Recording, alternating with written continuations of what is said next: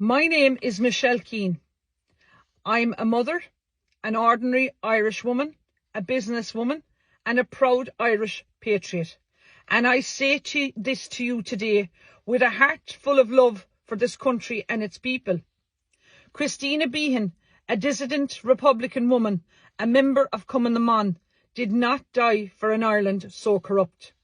She did not sacrifice her life so that our nation could be turned into a playground for globalist interests, while ordinary Irish people are silenced, ignored and pushed aside. She did not give her life so that Ireland would become a place where its own people are called hate mongers, just for daring to speak the truth in their own land. And yet, that is exactly what we're seeing. We have video evidence of the head of the Muslim community in Ireland, a man entrusted with guiding policy, standing there boldly stating that Ireland is full of Irish people tearing apart what it means to be Irish. Ireland is full of people spreading hatred and division. Ireland is full of overnight experts on immigration. We have plenty more room for foreign arrivals. He tells us what the Irish tricolour stands for, as if we don't know already. Let me tell him what it stands for. Green for our native Irish, orange for the Protestants' tradition, and white for peace between us. Not for surrender, not for mass plantation, not for national erasure. We need no lecture from a man who insults the very people who built this nation with their blood, sweat and soul, and is allowed to pray on the hallowed grounds of Croke Park. Shame on him, but bigger shame on the GA, the grab-all association, for allowing him in there in the first place. Can you not see what's happening, folks? This is not immigration, it's infiltration. This is not diversity, it's displacement. We Irish are being erased. We Irish are being replaced. We Irish are being exterminated. They mock us, smear us and criminalise us, but still we rise. The people of Nuri are wide awake. In the past few hours, a massive fire has broken out in the city centre. Rumours have been circulating that this building was going to be used to be a central part to play of the Nuri becoming a sanctuary city for these unvetted men, these illegal aliens men. The people of Nuri are rising out and saying no to this Irish cobbled together government. Yet we see the people of Abbeyfield town haven't woken up yet, but in 4 weeks' time they will be wide awake, as I've been informed that the old convent doors that have been closed for over 30 years will now in 4 weeks' time be ready to house these illegal male unvetted migrants, the illegal aliens. I have seen firsthand with my own two eyes the workmen, the tradesmen who were working in the convent park their cars and vans across from the convent in the churchyard at 5:30 a.m. every morning and walk across to prepare the convent for an IPAS centre, once a home for saints, now a new home for criminals. What will it take what will it take for the people of Abbeyfield to wake up to this proposed IPAS centre in the same yard that there's an excellent secondary school and there's a girls' primary school?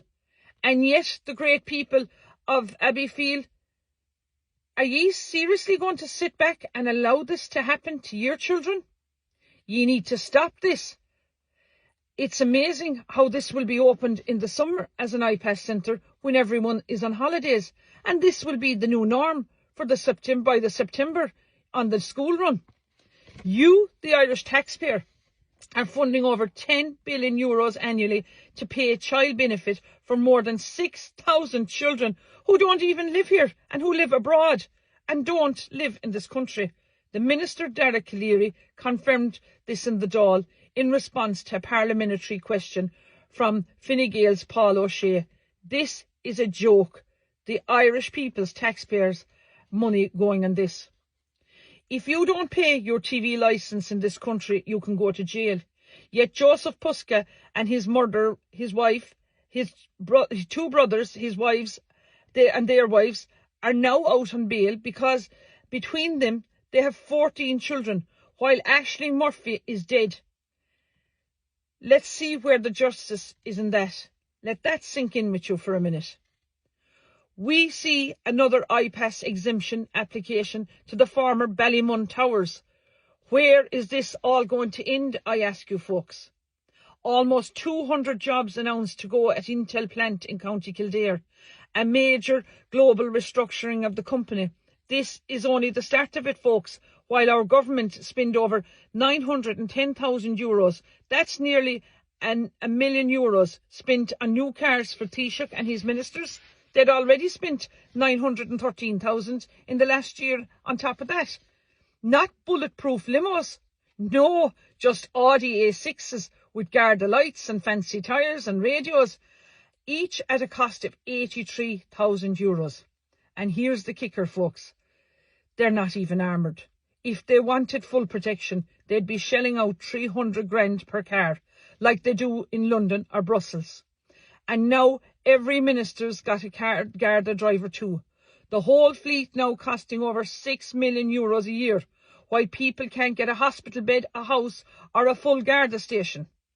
It's one rule for them and another for the rest of us. The people are awake and we're keeping the receipts. The people are sick of this.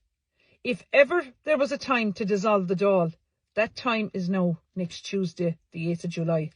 Look around. The people are hurting. We're watching our country slip away. And instead of uniting, what are we doing? Arguing on social media, backstabbing each other, tearing each other down with lies and misinformation? I say enough.